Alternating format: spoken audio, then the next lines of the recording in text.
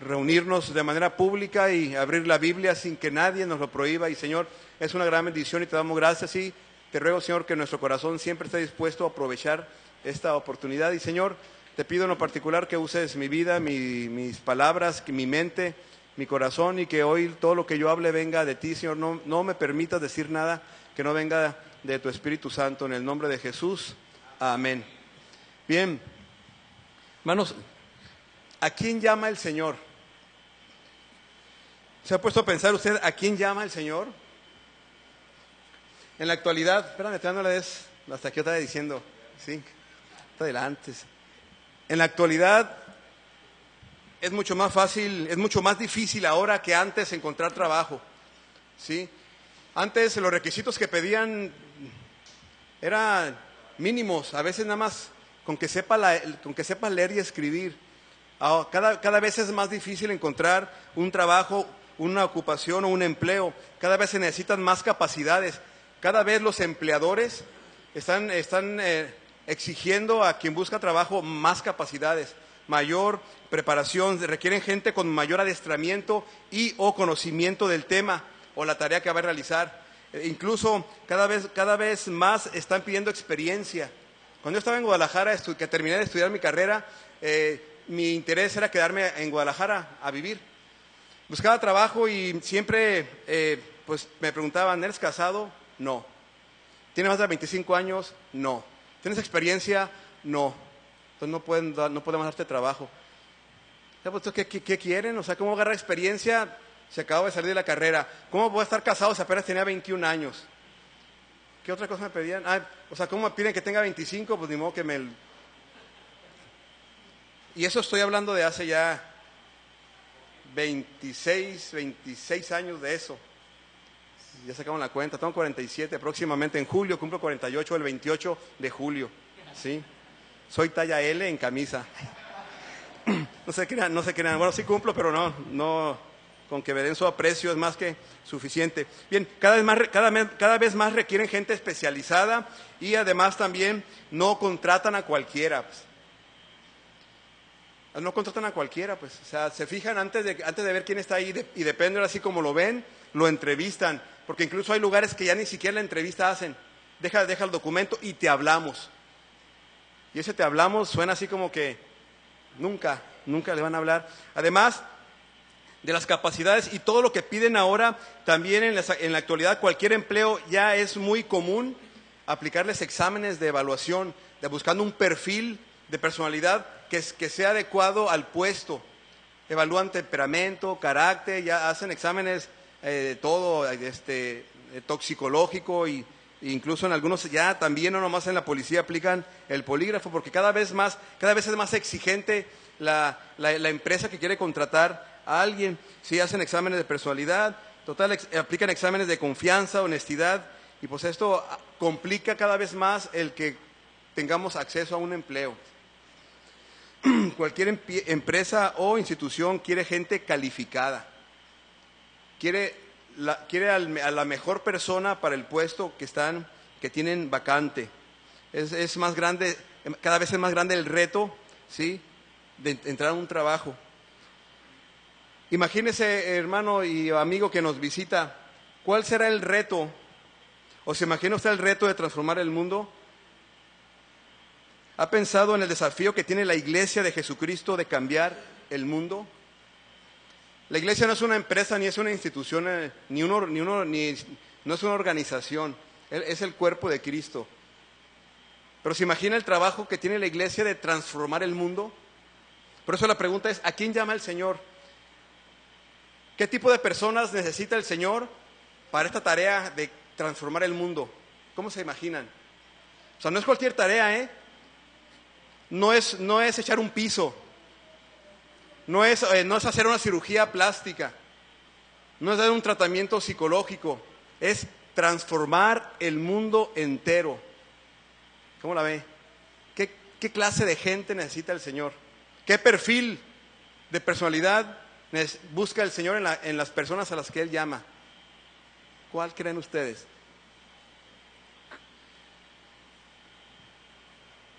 Para un desafío como ese de trastornar el mundo, el Señor Jesucristo instituyó su iglesia.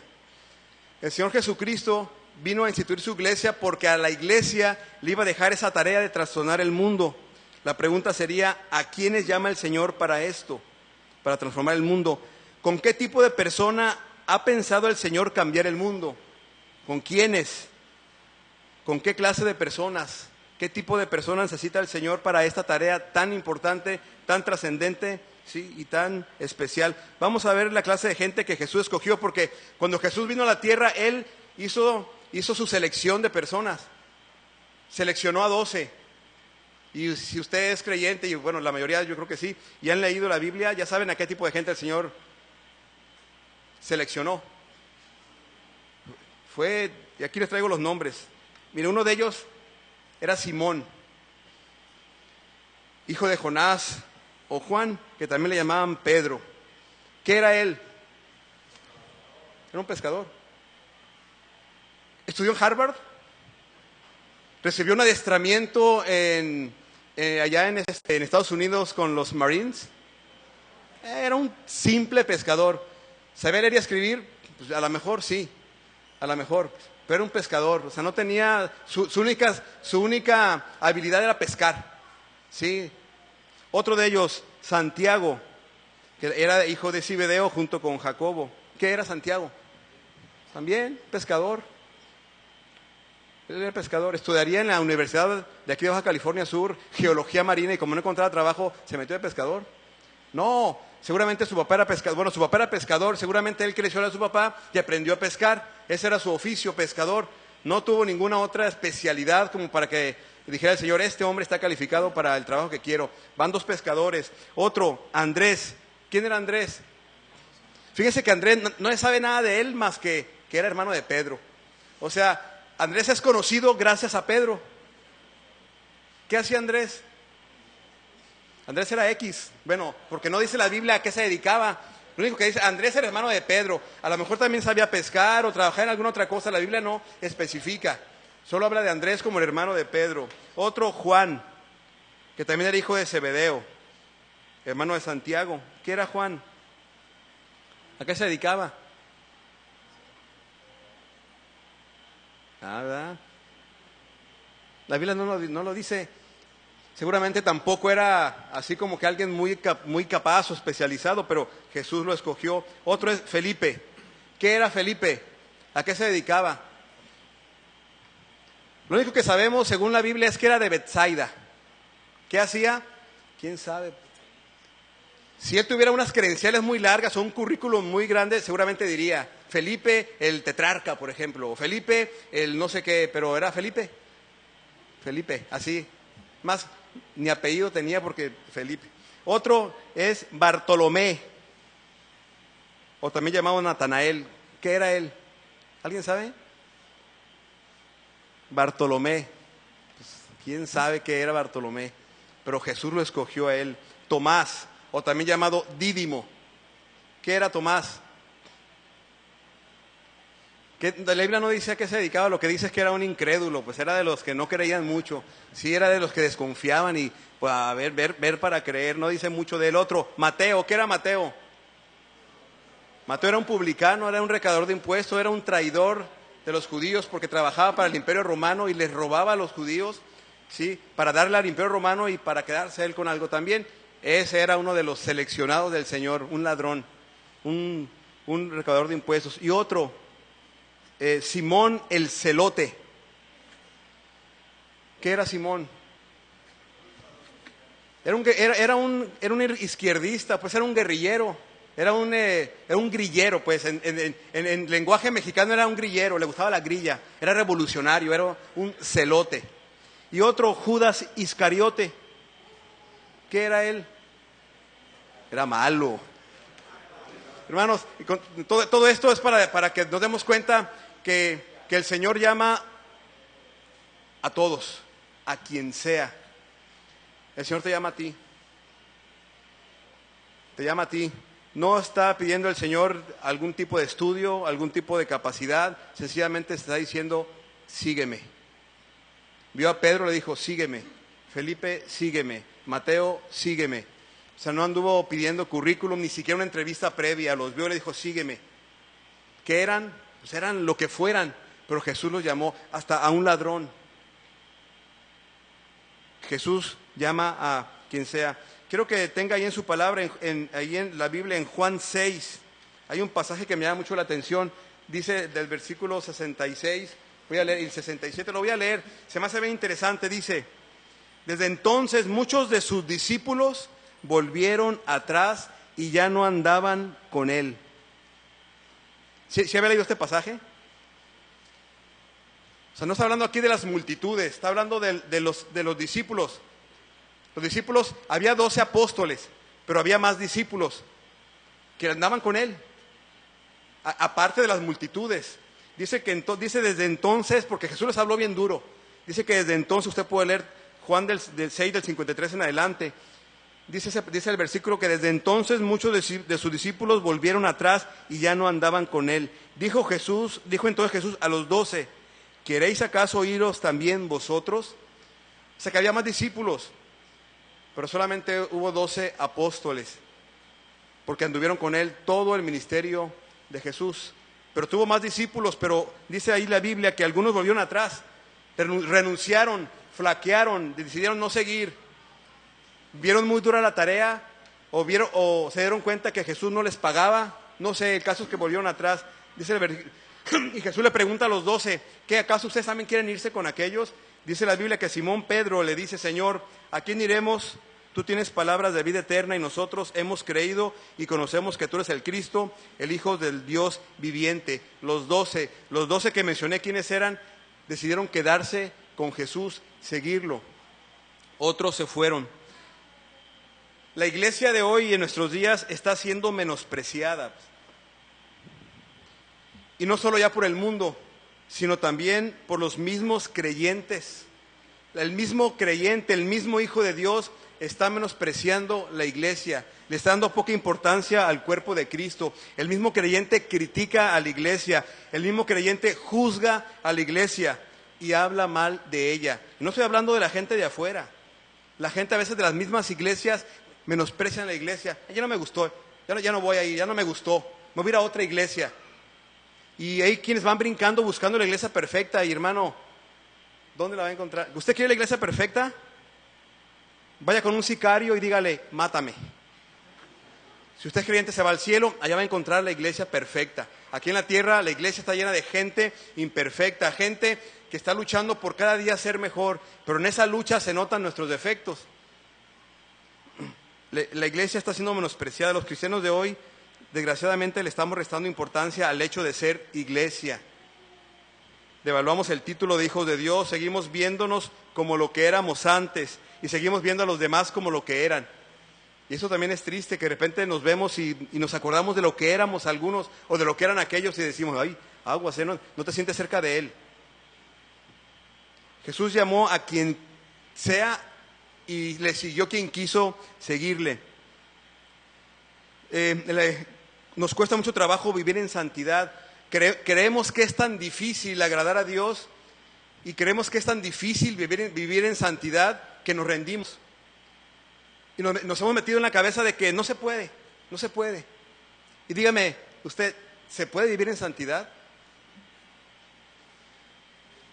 Cuando Dios dijo, sed santo porque yo soy santo, ¿por qué lo diría? ¿Porque se puede o porque no se puede? Se puede.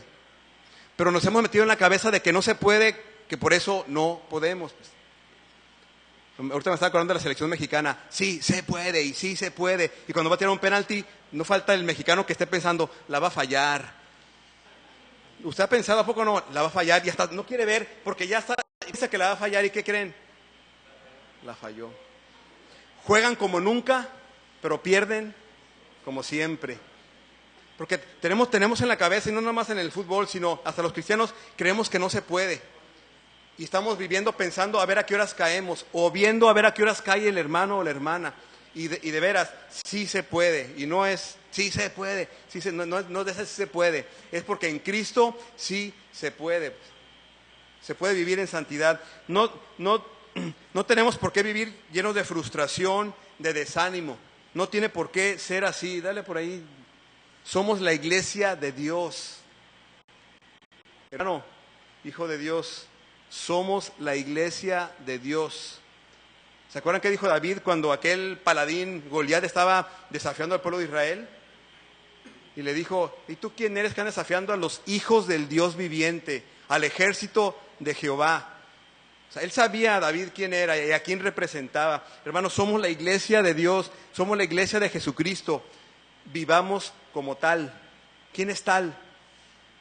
No, o sea, vivamos así como la iglesia de Cristo. Quiero que vayamos a 1 Pedro 2, 9 y 10, esos versículos nada más, donde viene un mensaje para la iglesia, viene un mensaje para usted y para mí, y para aún aquel que aún no ha creído en Cristo, porque en Cristo se puede ser diferente, y lo vamos a ver ahorita. 1 Pedro 2, voy a leer los versículos, incluso hay un canto así, a lo mejor al final, si hay tiempo lo cantamos. Lo voy a leer, dice... Mas vosotros, bueno, esto lo dice Pedro, obviamente inspirado por el Espíritu Santo, a los creyentes. Les dice, mas vosotros sois, es más, léalo conmigo, para que, sí, más póngase de pie. Si usted es creyente, esto Dios nos lo dice a usted y a mí, lo vamos a leer todos juntos, pausados, espérenme. La cosa es calmada, ¿sí? Juntos, no se adelante ni se atrase. No estoy hablando de que pague lo que debe, estoy hablando de la Biblia. ¿Sí? Mas vosotros sois linaje escogido, real sacerdocio, nación santa, pueblo adquirido por Dios, para que anunciéis las virtudes de aquel que os llamó de las tinieblas. Vosotros, que en otro tiempo no erais pueblo, pero que ahora sois pueblo de Dios, que en otro tiempo no habíais alcanzado misericordia, pero ahora habéis alcanzado misericordia. Amén. Pueden sentarse. Somos real sacerdocio. 3 cosas importantes para recordar. ¿Cómo se puede hacer esto? ¿Cómo puedo yo vivir como un escogido de Dios? ¿Cómo puedo yo, junto con mi iglesia, vivir así, como linaje escogido, nación santa, que yo pueda vivir en santidad, sabiendo que sí se puede, reconociendo que en Jesucristo tengo el poder para vivir en santidad? 3 cosas. No son 3 preguntas, son 3 cosas. La primera, no importa quién eras, sino en lo que Dios te ha transformado. Ahorita están aquí algunos hermanos que han venido del Cerezo. No sé qué tanta carga traigan en la espalda de lo que fueron, lo que hicieron, o la razón por la que los recluyeron ahí. O cualquiera de nosotros, que a lo mejor no ha estado en el Cerezo, pero que traemos cosas ahí en la espalda cargando de cosas que hicimos. Pero miren, al Señor no le importa quién eres o quién eras. Lo que a Él le importa es en quién te va a transformar. Dice el pasaje del versículo 9, mas vosotros sois linaje escogido, real sacerdocio, nación santa, pueblo adquirido por Dios. Versículo 10, vosotros que en otro tiempo no erais pueblo. Todos nosotros, antes de conocer a Cristo, éramos unos condenados. Estábamos perdidos, destinados a ir al infierno, vivir eternamente separados de Dios. Éramos malos, ¿o no? ¿Hay aquí alguien que era bueno? Levante la mano el que era bueno. Todos éramos malos. Éramos de lo peor. Ya saben la definición de peor. Nadie de nosotros teníamos la posibilidad de alcanzar la salvación por nuestros méritos. Lo único que nos ganamos y a pulso fue la condenación, porque el pecado nos separa de Dios. Pero este pasaje dice, vosotros que en otro tiempo no erais pueblo, que eran de lo peor, pero ahora son pueblo de Dios. Por eso es que al Señor no le interesa quién eras. De hecho, ni siquiera quién eres, en lo que Él te va a transformar. Dice otro pasaje en 2 Corintios 5, 17, por ahí viene. Y también lo vimos en la mañana, lo vimos en la clase de escuela dominical, lo vimos el viernes y lo seguiremos viendo. Dice que si alguno está en Cristo, nueva criatura es. Entonces, hermanos, no importa lo que éramos quedó atrás. Lo que éramos ya no existe. Dios todo lo hizo nuevo, pues. Hermanos, de ver, todo lo que hayamos hecho antes de Cristo, cuando le pedimos perdón, en arrepentimiento, lo perdona y lo borra de nuestras vidas. No quedan antecedentes penales en el historial espiritual del cielo. Si su nombre está en el libro de la vida, créame, lo va a ver usted y no hay ni un dato anterior.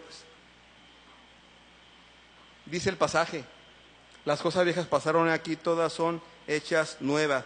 La Biblia dice que el Señor nos limpia de todo pecado y nos quita toda maldad.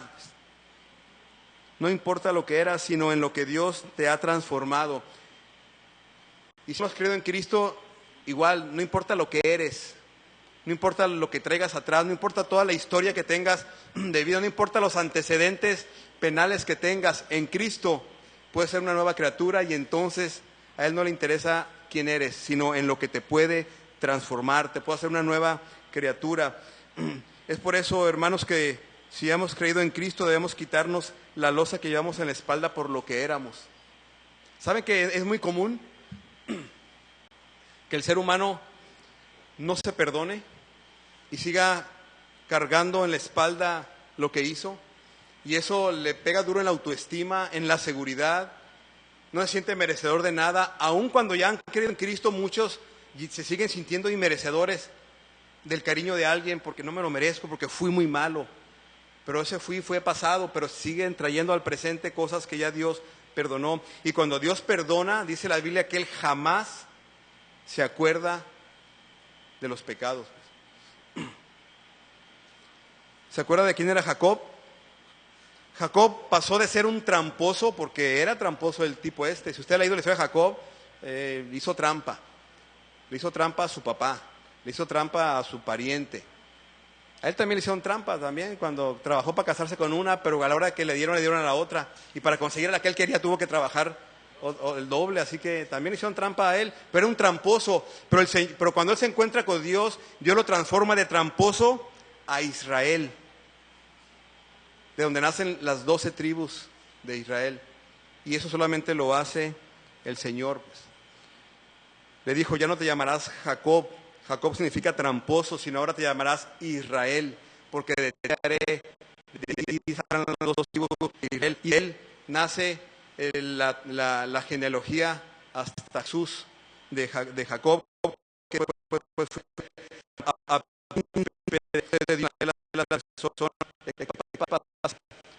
persona real. Usted no ha creído en Cristo, usted no ha conocido al Señor, no importa quién sea ahora. Y por lo importante es en quién Dios lo puede transformar si usted deposita su fe en el Señor Jesucristo.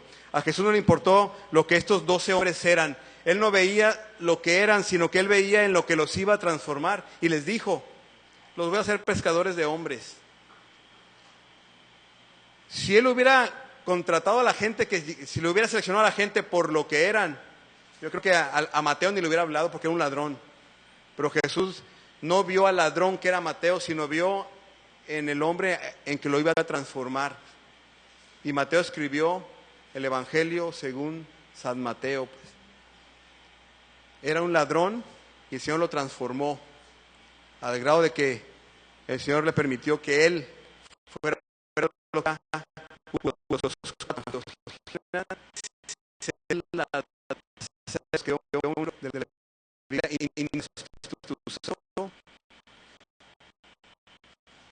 éramos hijos de ira y ya no lo somos. Éramos enemigos de Dios, ya no lo somos. Ahora somos linaje escogido. ¿Qué más dice el pasaje? Nación santa, pueblo adquirido por Dios. Eso somos ahora, y si no eres de eso ahora, lo puedes ser. Solamente deposita tu fe en el Señor. Segundo punto que necesitamos entender: para el Señor no le importa lo que hacías, a lo que te dedicabas o en lo que andabas, sino le interesa a Él en lo que Él te va a encomendar. No importa lo que hacías, sino lo que Dios te encomendó. Dice el versículo 9, la segunda parte: para que anunciéis las virtudes de aquel que os llamó de las tinieblas a su luz admirable. No importa lo que hacías, lo importante para el Señor es lo que Él te va a encomendar que hagas, o lo que te ha encomendado que hagas. Lo que hacíamos, las prácticas que teníamos ya quedaron atrás. Le dijo a los que eran pescadores: van a ser ahora pescadores de hombres. Al recaudador de impuestos: ya no fue más recaudador de impuestos, se convirtió en un discípulo del Señor. El Señor iba a transformar no solo sus vidas, sino también su propósito y lo que iban a hacer. Todo eso quedó atrás. Dios les da un propósito diferente. Hermanos, Dios a ustedes y a mí nos dio un propósito diferente, una visión distinta. Cuando Habacuc estaba estudiando ingeniería, él quería ser el ingeniero más rico del mundo.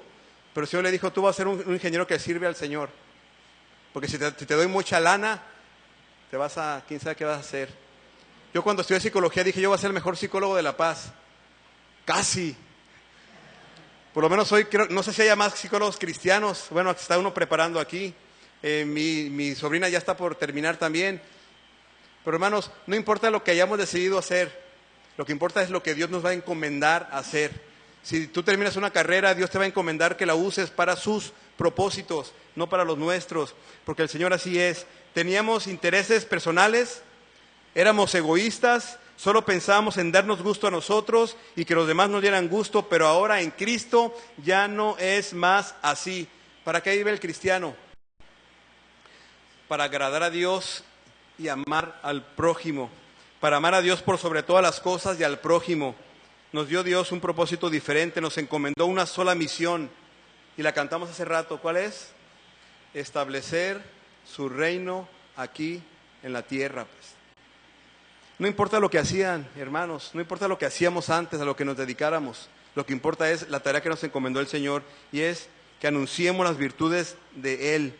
2 Corintios 5, 18 en adelante dice, por ahí viene también, y subrayé lo que Dios encomienda, dice, y todo esto proviene de Dios, que nos reconcilió consigo mismo por Cristo, dice ahí, y nos dio el ministerio de la reconciliación. Eso es lo que Dios te encomendó a ti y a mí, a la iglesia, el ministerio de la reconciliación, versículo 19, que Dios estaba en Cristo reconciliando consigo al mundo, no tomándoles en cuenta a los hombres sus pecados, y nos encargó a nosotros la palabra de la reconciliación. Nos lo encargó a ustedes y a mí. Versículo 20, así que somos embajadores en nombre de Cristo. ¿Se imagina? Cuando le digan, oye, ¿tú qué te dedicas? Soy embajador. ¿Sabía usted? Oye, ¿a qué te dedicas? Soy embajador. Y así, soy embajador. ¿Qué tal? ¿Y embajador de qué? ¿De qué embajada? Pues de la embajada celestial. Soy embajador de Cristo. Si yo fuera embajador de Estados Unidos, aquí en México, mejor me sería bien. Pero imagínense ser embajador de la embajada celestial. No, hermano, es para que usted ande siempre así, mire, bien vestidito, bien peinadito, así como Peña Nieto, ¿sí? Somos embajadores de Cristo, ¿no? Siéntase. ¿Hay orgullo santo? ¿Habrá? ¿Orgullo santo? ¿Verdad? ¿Qué palabra se podrá usar para que se sienta lo que usted es?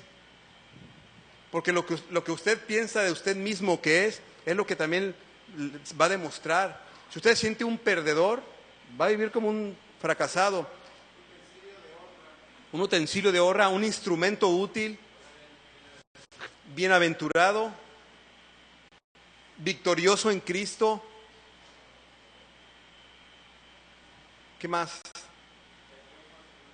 De triunfo, poderoso en batalla.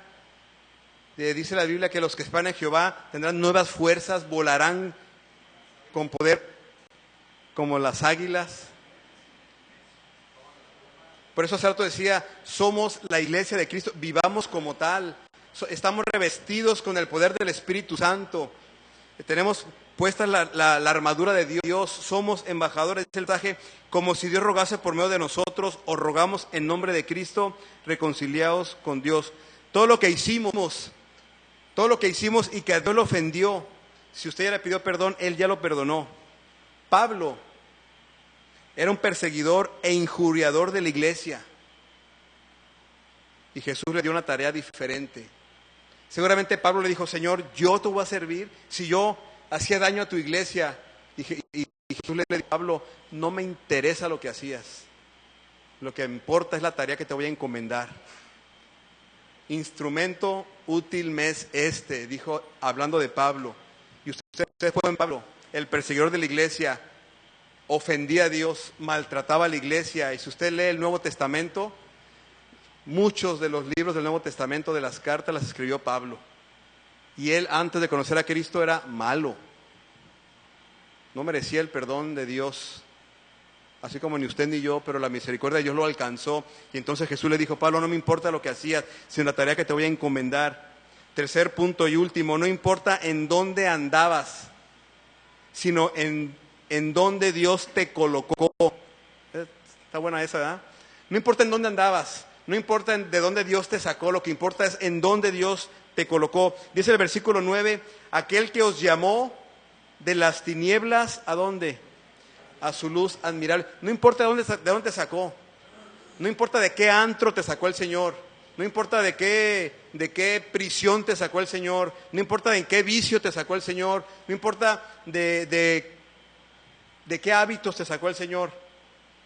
Lo que importa es dónde te colocó. Dice el pasaje que te sacó de las tinieblas a su luz admirable, pues. De un corazón lleno de pecados rojos como el carmesí, ahora en Cristo, corazón blanco como la blanca lana. Dice la Biblia que nos llamó de las tinieblas, en eso estábamos involucrados. ¿En qué estaba involucrado usted antes de conocer a Cristo? No me lo diga, ni quiero saber. Pleitos, iras, divisiones, competencias, envidias, borracheras, etcétera, etcétera, y puede ponerle lo que sea, pero eso era antes, eso fue antes. Nos llamó fuera, nos sacó del mundo para limpiarnos, santificarnos, darnos su Espíritu Santo, en quien tenemos poder, y entonces nos devuelve al mundo para ser sal y luz. ¿Se fijan todo el proceso? Nos llama y nos saca de donde estábamos, nos limpia, nos purifica, nos embiste con el poder de su Espíritu Santo, nos devuelve al mundo. ¿Para qué? Aproveché para que seamos sal y luz de la tierra. Para eso estamos en el mundo. ¿Usted es sal? Porque eso significa ponerle sabor a la vida, que la gente vea que se puede vivir en medio de un mundo así, se puede vivir tranquilo y en paz, y alumbrando y con una sonrisa en los labios, porque tenemos la confianza puesta en Cristo. Que aunque haya problemas, tenemos la confianza de que no hay problema más grande que pueda verlo. Tengo la paz de que hay un propósito. Piensa en la vida de Job. ¿Sí conocen a Job? Job tenía 2.500 millones de razones para suicidarse. Yo creo que es el hombre que ha sufrido más en toda la historia de la humanidad. Perdió todo lo que tenía: bienes, tierras, dinero, hijos, familia, salud. Solamente le quedó la esposa. Dicen algunos que es lo que perdió, que era mala, era malilla la esposa de Job, tanto que le dijo a Job: reniega de Dios y muérete. Job dice la Biblia que nunca atribuyó un despropósito a Dios por lo que le estaba pasando. Le dijo: hay un propósito. Perdí mi dinero, hay un propósito. Perdí mi familia, hay un propósito. Perdí mi salud, hay un propósito. Y así va el cristiano, sabiendo que lo que venga, confiando en Dios, hay un propósito. Y Job lo dijo: que el nombre del Señor sea glorificado. Porque él sabía. No importa en dónde andabas, Dios, sino en dónde Dios te colocó. Hay un pasaje en Efesios 2, 4, 5 y 6 que dice: pero Dios es rico en misericordia, por su gran amor con que nos amó, aun estando muertos en pecado, dice, nos dio vida juntamente con Cristo. Estábamos en pecado, sino donde Él te colocó, te dio vida juntamente con Cristo. Por gracia sois salvos. Y luego dice el versículo 6, y juntamente con Él nos resucitó, asimismo nos hizo sentar ¿en dónde? En los lugares celestiales con Cristo Jesús. Si su nombre está en la lista de los internos del cerezo, hermanos, ahora su nombre ¿dónde está? En el libro de la vida. Su nombre de ustedes, los que no están en el cerezo, estaban escritos allá en el lago de fuego. Pero cuando llega Cristo a nuestras vidas, también el mío estaba allá, porque decía ahí, lista de gente que va directo al infierno. Vale la partida de Sigfredo, pero por gracia de Dios ya no está ahí mi nombre, ahora mi nombre está escrito en el libro de la vida. Jesús me hizo sentar en lugares celestiales, me sacó de las tinieblas a su luz admirable.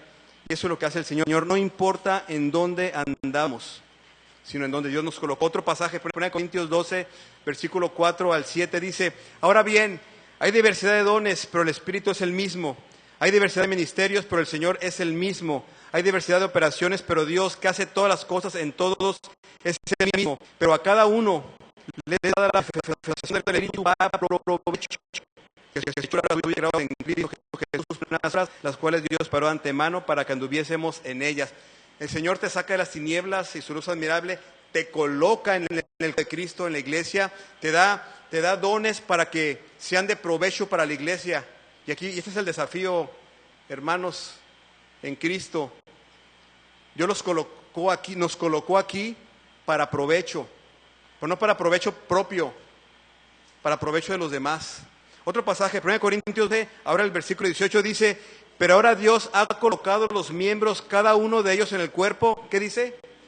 Como Él quiso. ¿En qué cuerpo esté colocado? ¿En qué ministerio de la iglesia está usted sirviendo? ¿O está esperando que los ministerios le sirvan a usted? Porque puede ser, Puede ser que haya quien esté esperando no servir en un ministerio, sino que los ministerios le sirvan a él. Y según la Biblia, estamos para edificar el cuerpo de Cristo. Nos dieron los dones al Señor para provecho, dice ahí en el versículo 7. A cada quien les da la manifestación del Espíritu para provecho, para que edifiquemos la iglesia. Hermanos, convenzámonos, porque Dios, Jesucristo, Él sí lo declara, Él tiene todo el poder.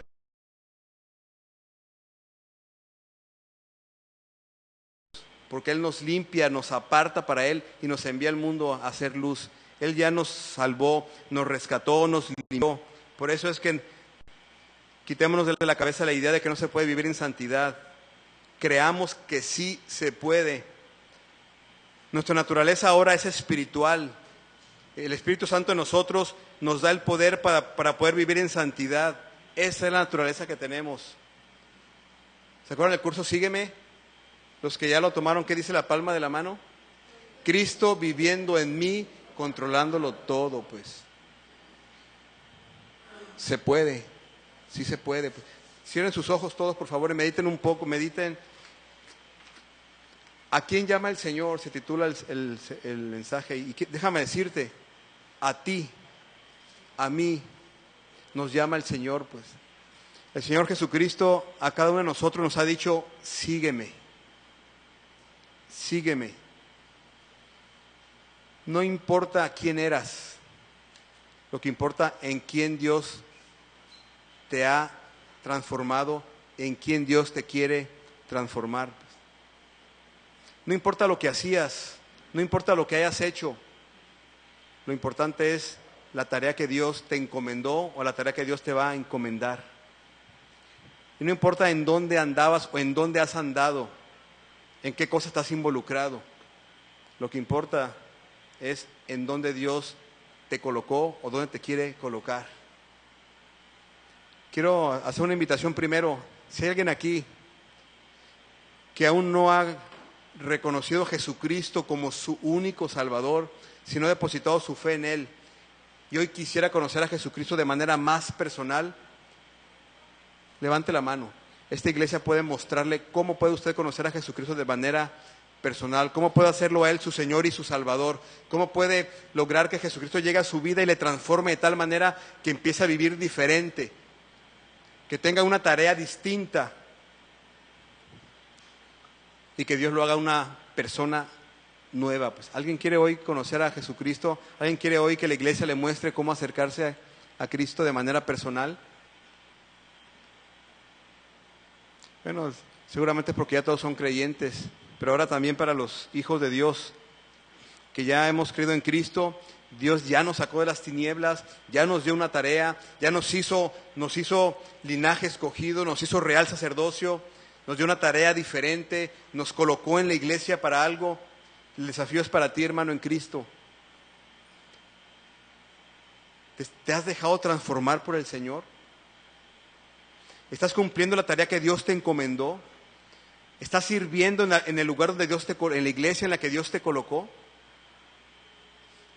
Solamente tú sabes, y a lo mejor los que convivimos contigo nos damos cuenta, podemos también saber si tu vida se ha transformado, si estás haciendo la tarea que Dios te encomendó y si estás sirviendo en la iglesia, usando tus dones para provecho de la iglesia. Yo te quiero desafiar a ti, hermano, en Cristo, a que hoy le digas: Señor, aquí estoy. Te permito hoy, quiero dejar que transformes mi vida por completo. Quiero hoy cumplir con la tarea que me encomendaste y me comprometo contigo y con la iglesia a usar mis dones para edificar tu iglesia y que sean de provecho para la iglesia. Hermano en Cristo, si hoy quieres tú ponerte de pie, hazlo. Yo me puse de pie también y estoy de pie, porque yo sí quiero que Dios me siga transformando mi vida. Yo quiero cumplir con la tarea que Él me ha encomendado y de veras quiero edificar la iglesia de Dios, quiero trabajar para edificar, para perfeccionar a los santos, y solamente lo voy a hacer si le entrego todo lo que soy al Señor. Él ya me rescató, Él ya me sanó, ya me salvó, ya me hizo un real sacerdocio, pero ahora Él nos envía a que anunciemos las virtudes de aquel, y para eso existe la iglesia, para cumplir con la gran comisión, para hacer luz, para hacer sal, para anunciar las virtudes de aquel que nos sacó de donde andábamos a su luz admirable. Señor Santo, nuevamente te agradecemos, Padre, porque tu palabra nos recuerdas quién eres tú. Nos recuerda tu amor, tu misericordia. Pero también, Señor, tu palabra nos recuerda tu justicia. Y cada vez que pensamos en tu justicia nos acordamos, Señor, de que no éramos merecedores de tu amor. Éramos merecedores del castigo eterno, pero, Señor, tu misericordia nos fue dada como regalo a través de Jesucristo, su vida, su muerte, su resurrección. Y Señor, gracias te damos por eso, Padre. Y Señor, también te damos gracias porque reconocemos que nos sacaste de donde andábamos, nos has hecho criaturas nuevas, nos has dado una misión que cumplir, y reconocemos que no estamos solos en la misión, sino que tenemos el poder de tu Espíritu Santo. Y Señor, también nos has dado dones para edificar tu iglesia. Señor, aquí estamos puestos de pie, tu iglesia, tu cuerpo. Nos comprometemos contigo, Señor, a dejar que nuestras vidas sean transformadas por tu Espíritu Santo. Nos comprometemos, Señor, a cumplir con la tarea que nos has encomendado, y Señor, también nos comprometemos a colaborar en la edificación del cuerpo de Cristo, a perfeccionar a los santos, a trabajar en la iglesia, a usar los dones para el servicio de la iglesia y para que podamos impactar al mundo. Señor, usa esta iglesia para que seamos luz en medio de tanta tiniebla que hay allá afuera, Señor. Úsanos. Transfórmanos, perfecciónanos, quita lo que estorba de nuestras vidas, Señor, porque queremos agradarte en todo. Y Señor, nuevamente te alabo y te glorifico porque tú eres el único Dios vivo. Reconozco, Señor, tu soberanía, reconozco, Señor, tu señorío, y Padre, también reconocemos que somos de tu propiedad, y por eso dejamos, Señor, que tus manos nos tomen como el alfarero al barro y que nos transformes para que nos hagas cada vez más semejantes a ti. Bendícenos ahora y siempre en el nombre de Jesús. Amén. Dios les bendiga, hermanos, pueden sentarse.